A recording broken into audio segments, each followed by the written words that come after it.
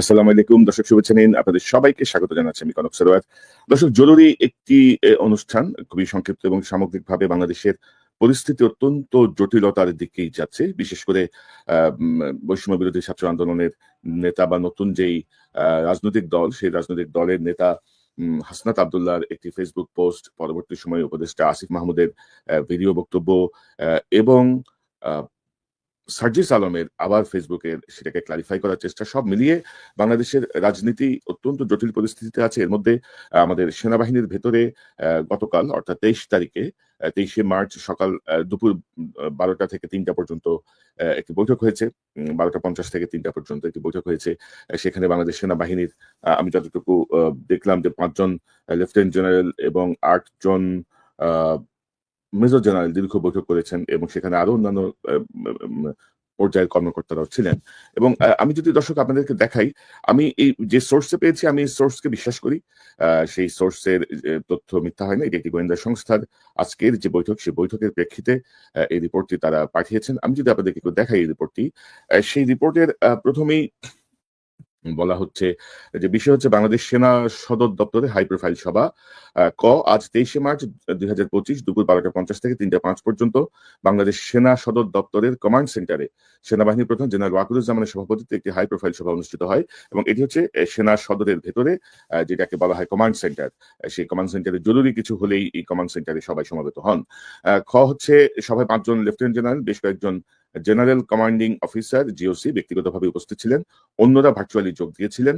এছাড়াও সেনা সদর দপ্তরের সকল পরিচালক, ব্রিগেড কমান্ডার এবং ঢাকার বাইরে থেকে আসা ৭ম, ৯ম, ৫৫ ও ৬৬তম পদাতিক ডিভিশনের জিওসিরা ব্যক্তিগতভাবে উপস্থিত ছিলেন। হচ্ছে সেনাবাহিনী প্রধান সংশ্লিষ্ট কমান্ডারদের সাথে দেশের সামগ্রিক পরিস্থিতি নিয়ে আলোচনা করেছেন। ঘ রাজনৈতিক বিষয়ে সেনাবাহিনীর হস্তক্ষেপের বিষয়ে হাসনাত আব্দুল্লাহ এবং নাগরিক পার্টি এবং এবি পার্টির নেতাদের করা অভিযোগ সম্পর্কে আলোচনা করা হয়েছে। সভায় এই ধরনের অপপ্রচার প্রতিহত করা এবং অভিযোগের জবাবে সেনাবাহিনীর ভূমিকা সংজ্ঞায়িত করার বিষয়েও আলোচনা করা হয়েছিল। আসন্ন জাতীয় নির্বাচন এবং জরুরি অবস্থা ঘোষণার সম্ভাবনা সম্পর্কে মতামত সংগ্রহ করা হয়েছিল।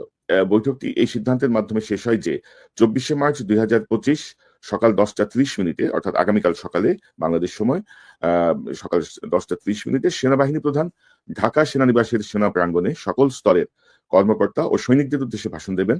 সারা দেশের সকল সেনানিবাসের সামরিক কর্মীরা একযোগে ভাষণে যোগ দেবেন। অর্থাৎ আপনাদের মনে আছে অগাস্টের ৩ তারিখে যে ভাষণটি তিনি দিয়েছিলেন, যে দরবারটি তিনি করেছিলেন, সেরকমই একটি প্রস্তুতি নেওয়া হয়েছে আগামীকাল সকাল 10:30টায়। হচ্ছে সূত্র নিশ্চিত করে যে আন্তর্জাতিক স্টেক হোল্ডাররা শান্তি ও শৃঙ্খলা পুনরুদ্ধার, জাতীয় নির্বাচনের জন্য অনুকূল পরিবেশ তৈরি এবং অংশগ্রহণমূলক নির্বাচনের মাধ্যমে গণতান্ত্রিক প্রক্রিয়ায় ফিরে আসার জন্য বাংলাদেশে জরুরি অবস্থা জারির জন্য সবুজ সংকেত দিয়েছে। লক্ষ্য রাখুন, এই বিষয়টি অত্যন্ত গুরুত্বপূর্ণ। আমি আসছি পরবর্তীতে। আজ থেকে যেকোনো সময় জরুরি অবস্থা ঘোষণা করা হতে পারে, যার ফলে জাতীয় জরুরি সরকার গঠন করা সম্ভব হবে। রাজনৈতিক কর্মকাণ্ড, সমাবেশ এবং সভা সাময়িকভাবে স্থগিত করা হতে পারে। পরিস্থিতি কিন্তু অত্যন্ত জটিলতার দিকে যাচ্ছে। পড়ছিলাম কারণ আমি আসলে ইংরেজি থেকে এটাকে অত্যন্ত এইমাত্র পেলাম। পেয়েই আপনার এটাকে আসলে এত না করে আপনাদের বোঝার সুবিধার্থে একটু গুগলে ট্রান্সলেট করে নিয়েছি অন্য সফটওয়্যারে। তো পরিস্থিতি যদি আমরা একটু আলোচনা করি, এখানে সবচেয়ে গুরুত্বপূর্ণ যে পয়েন্টটি আমি আপনাদের মনোযোগ আকর্ষণ করব, সেটি হচ্ছে স্টেক হোল্ডাররা গ্রিন সিগন্যাল দিয়েছেন জরুরি অবস্থা জারির জন্য। আজ থেকে যেকোনো সময় জরুরি অবস্থা ঘোষণা হতে পারে, যার ফলে জাতীয় জরুরি সরকার গঠন করা সম্ভব হবে। এখন দর্শক, প্রশ্ন হচ্ছে জরুরি অবস্থা কি সেনাবাহিনী জারি করতে পারে? জরুরি অবস্থা জারি করে হচ্ছে সরকার, বিশেষ করে রাষ্ট্রপতি। তো রাষ্ট্রপতির চুপু যেখানে বসা, এখানে চুপুর সাথে কি কোনো বিষয় এখানে কাজ করছে? মানে আমার একটু সন্দেহ হচ্ছে। কারণ সেনাবাহিনী তো আসলে জরুরি অবস্থা জারি করতে পারে না। সেনাবাহিনী ক্ষমতা দখল করতে পারে, সেনা শাসন জারি করতে পারে সকল কিছু বন্ধ করে দিয়ে। কিন্তু সেক্ষেত্রে কি চুপ্পুর গোপন সিগনালে এই জাতীয় কোনো প্রস্তুতি নেওয়া হচ্ছে? এই যে জরুরি অবস্থার কথা বলা হচ্ছে, ডক্টর ইউনূসের কি এই বিষয়টি অবগত আছেন? ডক্টর ইউনূসকে কি এই যে জরুরি অবস্থাকালীন যে সরকারের কথা বলা হচ্ছে, তারা বাংলায় বলছেন জাতীয় জরুরি সরকার গঠন জাতীয় জরুরি সরকার। আর এটাকে যদি আমি বলি, এটা ঠিক ইংরেজি ভার্সনটাই বলা হচ্ছে যে, আমি যদি ইংরেজিটাও পড়ি, বলা হচ্ছে যে state of emergency may be declared at any time from today, leading to the formation of a national emergency government. Political activities, rallies, and meetings may be temporarily suspended. অর্থাৎ এই জরুরি ন্যাশনাল ইমার্জেন্সি গভর্নমেন্টে কারা থাকবে? Doctor ইউনূসকে কি বাদ দেওয়া হচ্ছে? নাকি ডক্টর ইউনূসকে নিয়ে সরকার গঠন হবে? অর্থাৎ এই সবকিছু আসলে এখন ধোঁয়াশা। এখন আমরা কংক্রিট কিছু বলতে পারছি না। অর্থাৎ একটি পায়তারা চলছে।